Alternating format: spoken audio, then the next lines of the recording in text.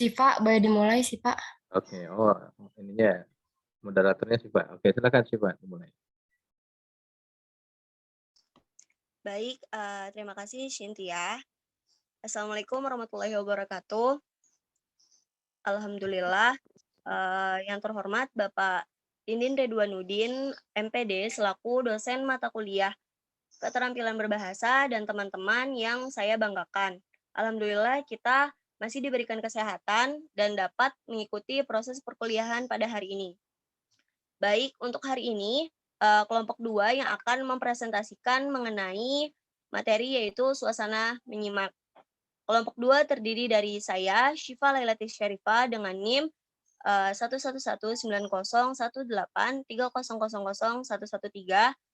Kemudian ada Dina Mahadaniati dan ada Cynthia Azahra.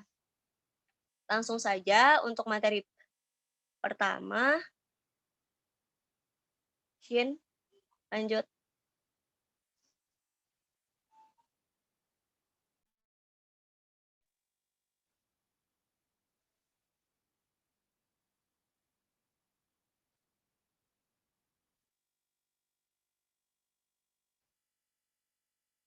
Next, Shin.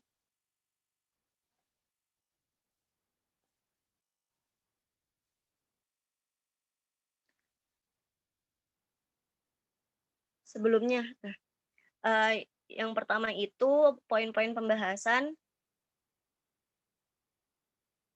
Sebelumnya, Shin.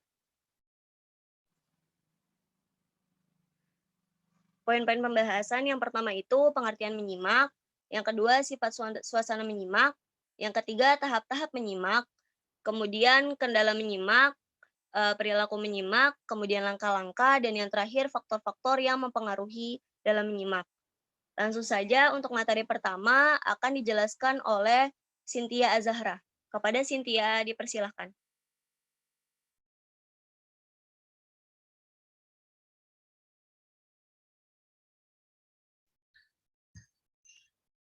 Baik, terima kasih kepada moderator. Apa suara saya sudah terdengar? Terdengar, Shin. Baik, Bismillah. Di sini saya ingin menjelaskan apa itu menyimak. Nah, menurut Purwadarminta, menyimak adalah mendengar atau memerhatikan baik-baik apa yang diucapkan atau dibaca orang. Nah, artinya menyimak ini adalah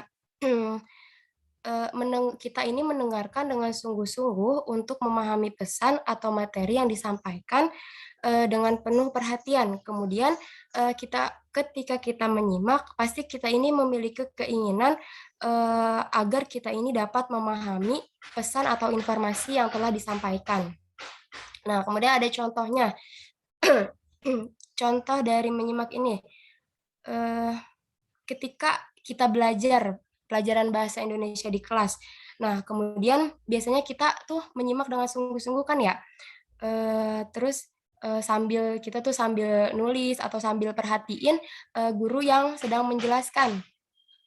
Kemudian tanpa kita sadari biasanya kita suka ngangguk-ngangguk karena entah kita paham atau belum paham materi tersebut. Intinya tuh kita sedang menyimak materi apa yang telah disampaikan guru kita. Nah, kemudian ketika akhir pembelajaran kita ini diberikan kesempatan untuk bertanya oleh guru kita. Nah, sampai sebelum berakhirnya pembelajaran itu kita udah paham semua materi yang telah disampaikan oleh guru kita tersebut. Akhirnya kita ini merasa puas terhadap materi yang udah disampaikan oleh guru kita itu. Nah, selanjutnya di sini ada suasana menyimak bersifat defensif. Suasana menyimak defensif atau bertahan.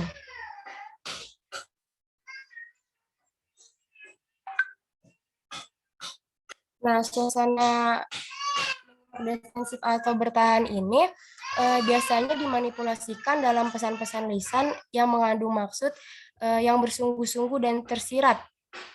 Sedangkan kalau suasana menyimak bersifat suportif ini biasanya suasana komunikasi yang bersifat mendukung.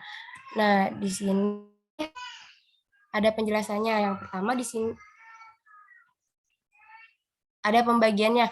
Ada bersifat defensif yaitu bertahan. Yang pertama ada evaluatif. Nah, evaluatif ini artinya ujaran pembicara atau ujaran pembicara yang memancing penilaian dari penyimak. Contohnya, saya akan menunjukkan kepada Anda apakah Anda orang yang pintar atau tidak, orang yang mengerti atau belum, orang yang cukup cerdas atau tidak. Nah, itu yang berisi penilaian dari penyimak. Nah, kemudian ada mengawasi. Nah, mengawasi ini adalah ujaran atau ucapan yang membuat si penyimak ini mengontrol benar atau tidaknya ujaran yang telah disampaikan. Contohnya, eh, misalnya teman-teman saya ini adalah orang yang cerdas, berpengetahuan luas, mempunyai jiwa kepemimpinan yang tinggi, maka sepantasnya memilih saya menjadi ketua BEM di universitas ini karena saya akan berusaha dan pasti akan memajukan universitas ini. Kemudian ada yang strategis. Nah, strategis ini ujaran pembicara yang membuat pendengar memasang kuda-kuda atau pertahanan atau siasat yang strategis. Nah, misalnya contohnya nih, saudara-saudara, sudah lama saya memikirkan bagaimana caranya agar saudara-saudara semua dapat mengatasi musibah ini dengan cara yang saya lakukan. Sudah tidak ada keraguan lagi cara yang saya lakukan. Oleh sebab itu, ikutilah cara yang saya lakukan ini agar saudara dapat memanfaatkan dan keuntungannya terhindar dari musibah banjir lagi dan jangan ragu dan gengsi lagi, yakinlah untuk mengikuti cara saya. Nah, itu yang bersifat superior, artinya dia ini memiliki siasat yang strategis. Langsung. Selanjutnya ada yang keempat, yaitu netral. Nah, yang keempat ini ujaran pembicara mencerminkan sifat netral, tidak memihak golongan atau pihak tertentu. Nah, contohnya, saudara-saudara yang tidak pernah memperhatikan masalah mereka karena bagi saya masalah sendiri sudah cukup, jadi tidak perlulah mengurusi masalah orang lain. Nah, itu yang bersifatnya netral. Nah, selanjutnya ada superior.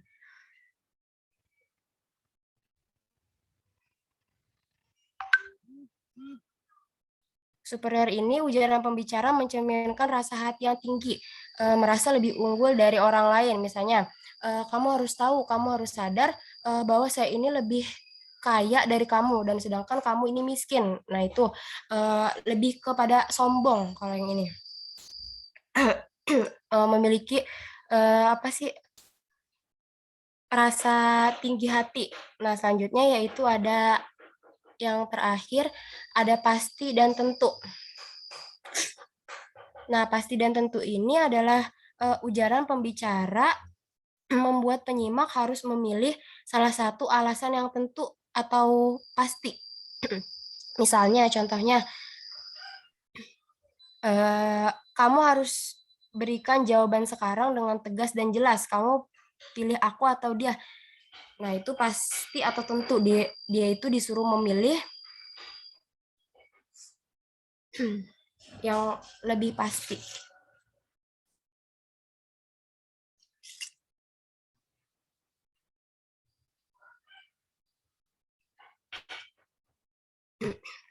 Nah, selanjutnya ada yang bersifatnya suportif. Nah, suportif ini adalah komunikasi suportif, suasana komunikasi yang bersifatnya mendukung.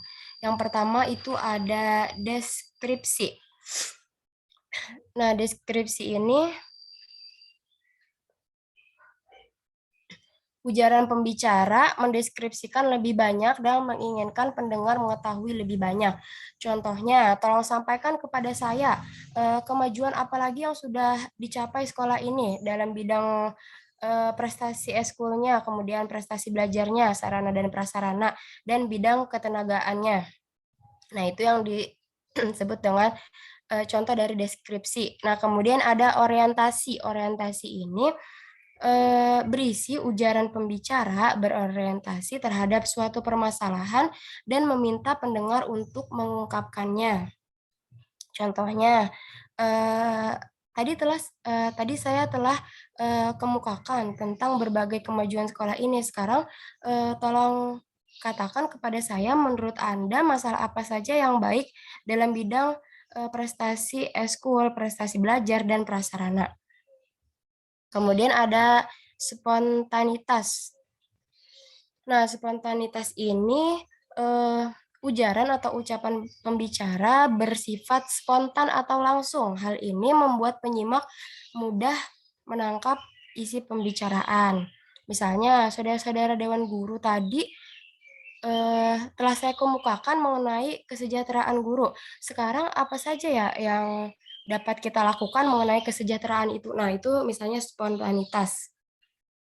Kemudian ada empati.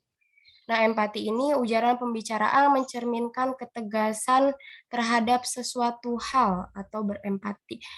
Misalnya, kita tidak mau dihina, dicaci, serta dimaki tanpa alasan yang benar.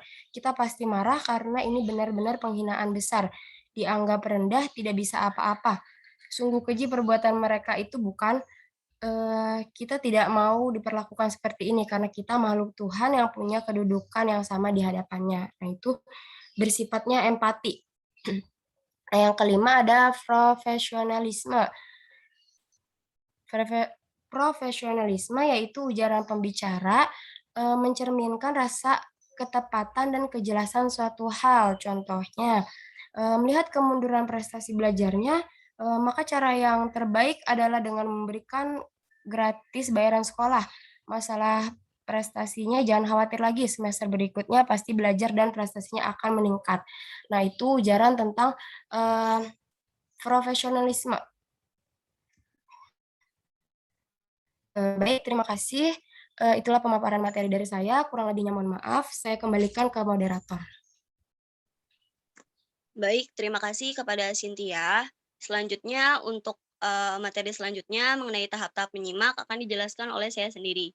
Nah, tahap-tahap menyimak ini yang mungkin yang biasa kita dengar ataupun yang kita ketahui seperti halnya tahap mendengar, tahap memahami, tahap menginterpretasi, mengevaluasi, dan tahap menanggapi. Namun di sini kelompok kami mendapatkan tahap-tahap menyimak diantaranya yaitu yang pertama isolasi. Apa sih yang dimaksud dengan isolasi? Ya, yang dimaksud dengan isolasi yaitu di mana sang penyimak mencatat aspek-aspek ataupun seperti halnya fakta-fakta, ide-ide, dan stimulus-stimulus atau poin-poin yang didapat dari sang pemateri atau sang pembicara. Kemudian yang kedua ada identifikasi. Nah, setelah mendapatkan stimulus ataupun poin-poin tersebut, nah dari situ kita mengidentifikasi dari makna tersebut atau poin-poin yang telah didapatkan. Nah, setelah itu ada integrasi. Nah, setelah proses identifikasi itu ada mengintegrasi. Nah, di sini kita mengintegrasikan atau menyatupadukan apa yang kita dapatkan, maksudnya informasi ataupun apa yang kita dapatkan dari sang pemateri atau sang pembicara pada saat kita menyimak. Tetapi kita menyatupadukan dengan apa yang kita ketahui sebelumnya. Misalkan ternyata informasi tersebut kita udah mengetahui loh, ataupun kita sudah mempunyai uh, latar belakang pengetahuan. Jadi kita sudah mengetahui informasi tersebut, tetapi kita mendapatkan lagi informasi tersebut dari sang pembicara. Jadi kita menyatupadukan hal tersebut. Nah, kemudian ada inspeksi. Yang dimaksudkan dengan inspeksi yaitu pada tahap ini kita tuh mencari tahu apakah yang kita sudah dapatkan mengenai informasi yang baru kita dapatkan dari sang pembicara dengan latar belakang pengetahuan kita itu tuh kontras atau tidak, maksudnya sesuai atau tidak, seperti itu. Kadang kita mempunyai informasi yang kita udah dapatkan sebenarnya temanya sama, cuman yang kita dapatkan berbeda. Jadi pendapat masing-masing kan terkadang berbeda ya. Nah, di sini kita tuh mengkontraskan kira-kira tuh sama atau tidak. Kemudian setelah itu ada interpretasi. Nah, di sini setelah kita melakukan inspeksi yaitu kita mengevaluasi di sini ataupun kita memberikan pendapat kira-kira ini benar atau tidak ya, ataupun kita harus, mencari tahu kira-kira ini kata-katanya sumbernya dari mana, dia mendapatkan informasi ini tuh dari mana. Jadi kita mencari tahu juga. Nah, kemudian selanjutnya, Shin.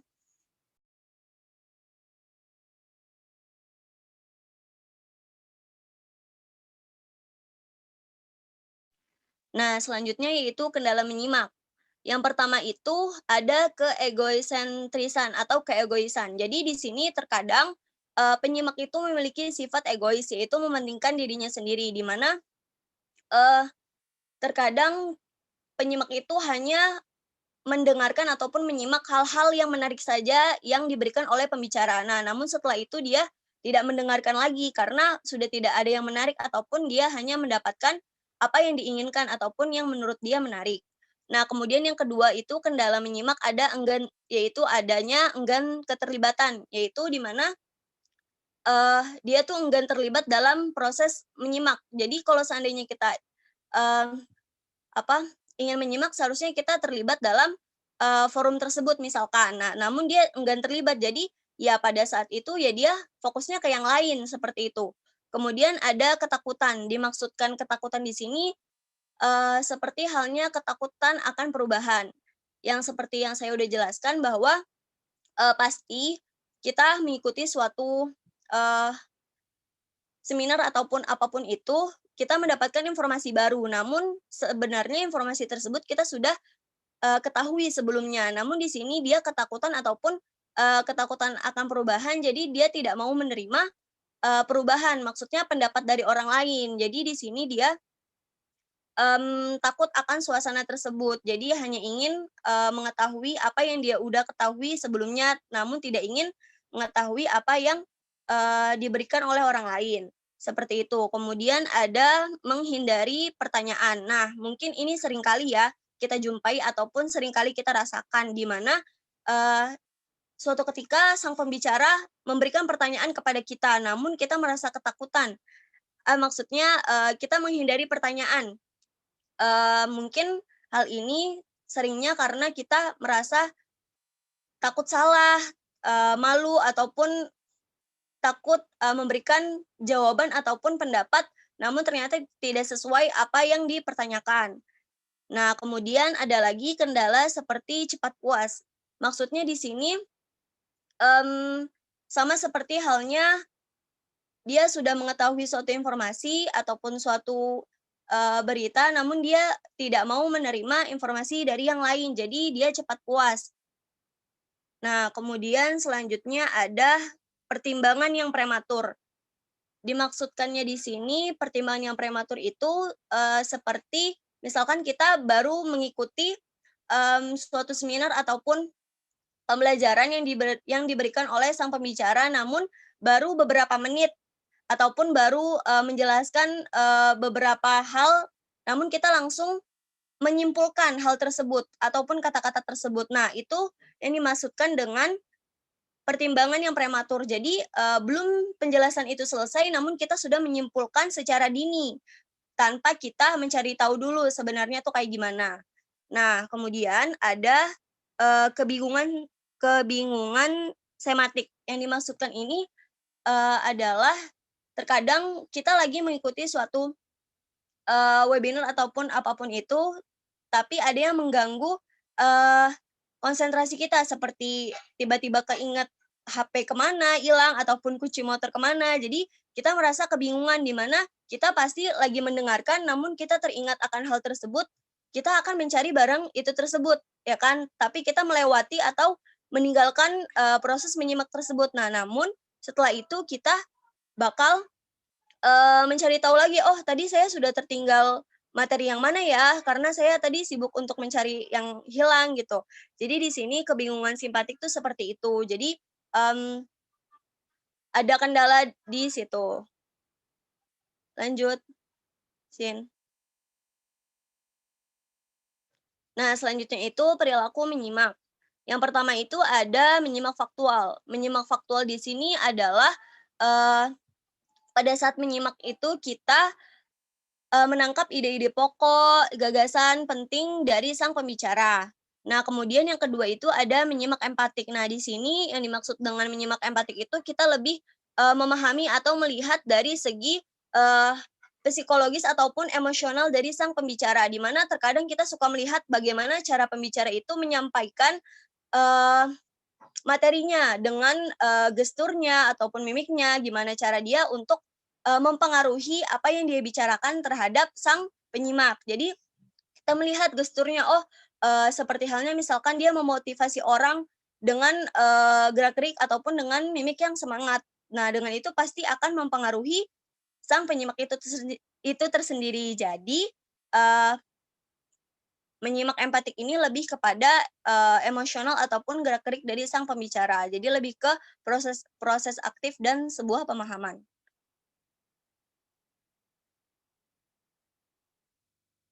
Untuk selanjutnya, akan dijelaskan oleh Dina Mahdaniati. Kepada Dina dipersilahkan.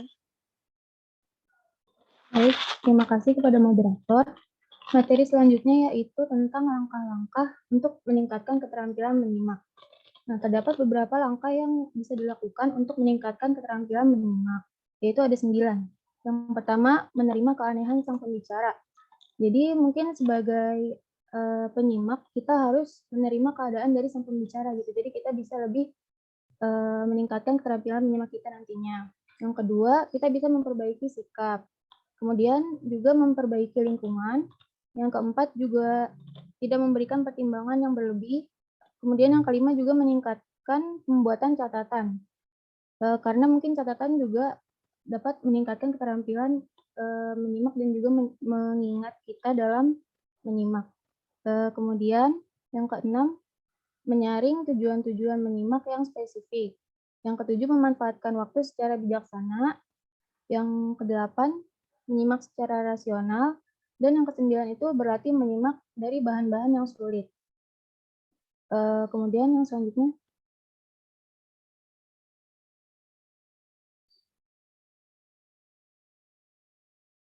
kemudian terdapat beberapa faktor-faktor yang mempengaruhi dalam kegiatan menyimak. Ini ada 8. Yang pertama yaitu faktor fisik. Keadaan fisik dari penyimak ini merupakan faktor yang penting untuk menentukan keefektifan dan juga kualitas keaktifan dalam menyimak. Misalnya, kalau seseorang dengan pendengaran yang buruk, maka mereka mungkin bisa terganggu dan juga bingung oleh upaya yang dilakukannya dalam mendengar. Selain kondisi fisik dari tubuh, lingkungan fisik itu juga berpengaruh dalam menyimak. Kemudian, yang kedua ada faktor psikologis. Faktor psikologis ini juga faktor yang penting dalam kegiatan menyimak dan juga sangat berpengaruh. Faktor ini melibatkan sikap, minat, motivasi, dan juga sifat-sifat pribadi terhadap apa yang disimak. Faktor psikologis ini berpengaruh terhadap proses kegiatan menyimak. Misalnya kita memiliki psikologis yang bagus, itu akan berpengaruh baik terhadap aktivitas menyimak kita. Sedangkan kalau psikologis kita sedang negatif atau buruk, itu akan berpengaruh buruk terhadap kualitas menyimak kita. Kemudian yang ketiga ada faktor pengalaman. Nah, sikap dalam menyimak itu juga merupakan hasil dari pertumbuhan, perkembangan, serta pengalaman kita sendiri. Sehingga pengalaman itu sangat menentukan dalam menyimak. Misalnya pertumbuhan dan perkembangan sikap itu berpengaruh terhadap minat dalam menyimak. Dan juga sikap-sikap yang menentang atau bermusuhan itu bisa timbul dan juga mempengaruhi kurangnya kemauan kita dalam menyimak. Dan juga faktor dari kosakata dan juga makna yang disampaikan itu berpengaruh agar kita dapat lebih memahami apa yang kita simak. Yang keempat ada faktor sikap. Nah, setiap orang itu cenderung akan menyimak secara seksama pada topik-topik atau pokok pembicaraan yang ia minati gitu. Pada dasarnya kehidupan manusia memiliki dua sikap, yaitu menerima dan juga menolak. Orang akan bersikap menerima pada hal-hal yang menarik dan menguntungkan baginya, sedangkan ia akan menolak hal-hal yang tidak menarik baginya dan juga merugikan bagi dirinya. Yang kelima ada faktor motivasi. Motivasi ini adalah keadaan yang ada dalam diri seseorang yang mendorongnya untuk melakukan kegiatan tertentu untuk mencapai suatu tujuan. Nah, motivasi ini bisa berasal dari luar diri penyimak dan juga dorongan dari lingkungan. Misalnya, dari peserta didik itu bisa dimotivasi oleh guru atau orang tuanya. Kemudian yang keenam ada faktor jenis kelamin. Nah, pada menyimak itu jenis kelamin juga mempengaruhi. Misalnya pada laki-laki itu cenderung objektif, aktif, keras hati, analisis, rasional, pantang mundur, netral, intrusif, mandiri, dan juga menguasai emosi. Sedangkan perempuan itu cenderung lebih subjektif, pasif, simpatik, difusif, sensitif, mudah terpengaruh, mudah mengalah, bergantung, dan juga biasanya lebih emosional. Kemudian yang ketujuh, ada faktor lingkungan. Nah, faktor lingkungan ini juga mempengaruhi kegiatan menyimak. Ada lingkungan fisik, seperti yang tadi disinggung sedikit, dan juga lingkungan sosial. Nah, lingkungan fisik yang dimaksud ini, kalau dalam kegiatan pembelajaran itu biasanya ruangan kelas. Pada pembelajaran di ruangan itu, guru harus bisa mengatur posisi tata letak meja dan kursi sedemikian rupa sehingga siswa nantinya bisa memiliki kesempatan yang sama untuk menyimak dan juga disimak. Kemudian, guru hendaknya berbicara dengan suara yang menyenangkan, memberikan pengarahan yang jelas, tepat, dan juga tegas.